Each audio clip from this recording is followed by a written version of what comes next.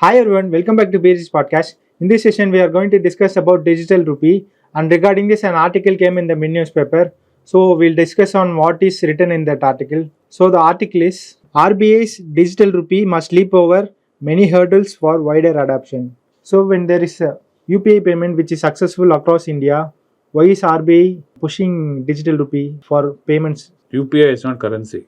Digital rupee is currency. Hmm. Big difference. You're not comparing apples and apples here.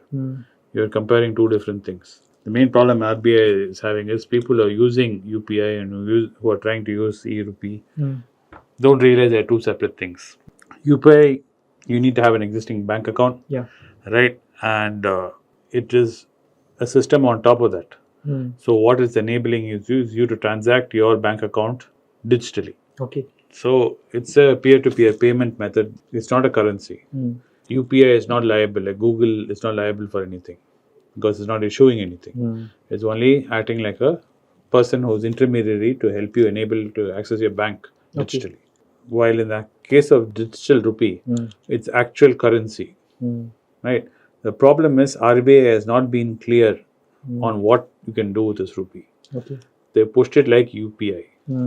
So public is thinking it is like UPI payment. Instead of paying through Google Pay or whatever, you can use digital rupee and pay. Okay. And RBI said you can move money from your bank account into your rupee pay account because it's not there in your bank account. You have to use your bank e-Rupee account. 1 rupee is equal to 1 e-Rupee.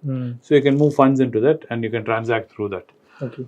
But people don't see any value add in this. But the big difference is if RBI shows that it is replacing cash with this and you can pay anonymously, like cash. If I give you cash, you can't trace it. Okay. I take 100 rupees from my bank account and I go give it to you and you give it to a third person. There's no way to know where the 100 rupees. Right now, digital rupee, you cannot do that. So it is difficult to track.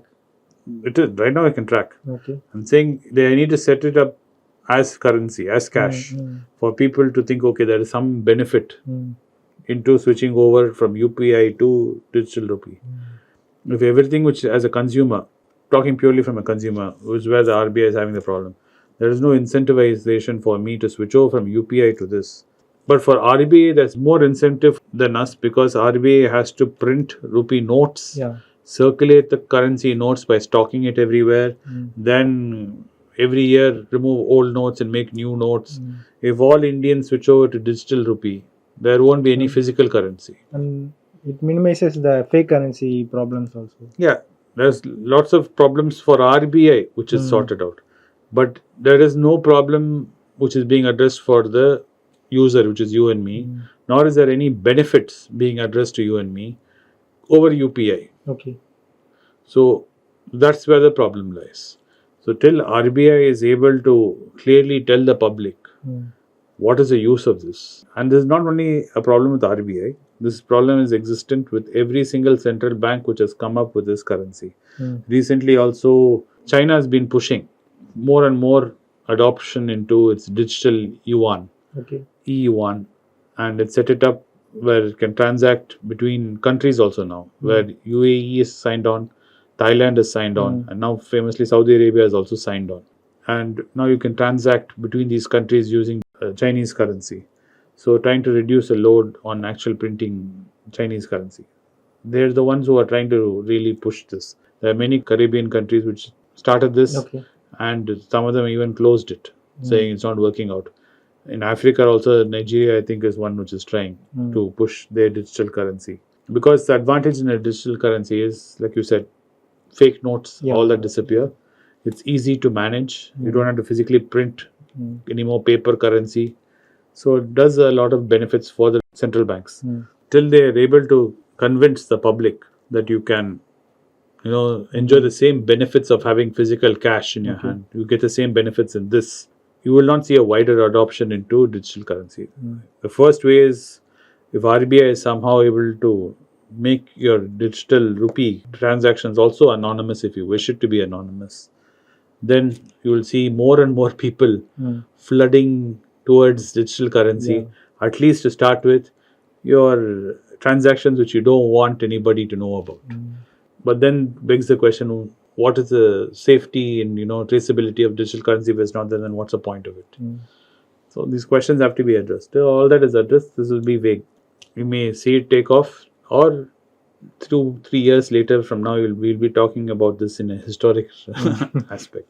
So we'll have to wait and watch what RBI decides to do with it, because it's in RBI's hand. It is not anything you or me can do. Okay. And as of now, there is no advantage for you switching over to digital rupee. So initially when it was launched, it was very vague. No one really understood it. Yeah. There's a little bit media in it.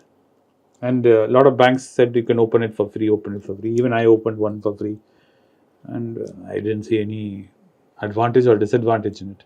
Other than in UPI, the advantage is I can have multiple bank accounts. I can deal with one UPI app.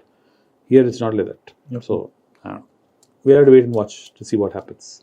So you said that a user should create the e-digital rupee account. So many of the banks have their payment gateway, which is done through UPI. Do you see that e-rupee payment will be affecting the UPI payment system? Not at all. As a consumer, you have already stuck onto UPI, right? We're all using UPI. UPI is now everywhere. For that, there has to be some advantage for you to switch over to this. No, let's say UPI puts some transaction cost, which is expensive and it's not there in digital currency. Then you might switch. Or, like I said, you can make anonymous payments, because UPI, everything is traceable. Any transaction done through a UPI transfer, from beginning till end, it can be traced. Yeah, and we see that increased number of UPI is there. Wherever we go, UPI payments are becoming. You're not seeing that in digital currency. Yeah. You're not seeing increased digital currency anywhere. So I don't see RBI fixing this problem anytime soon. So I hope that this video was informative and you had some knowledge about e-rupee. So if you like this video, please share it with your friends and subscribe to this channel for more videos. See you in another episode with an interesting topic. Thanks for watching the video. Thank you.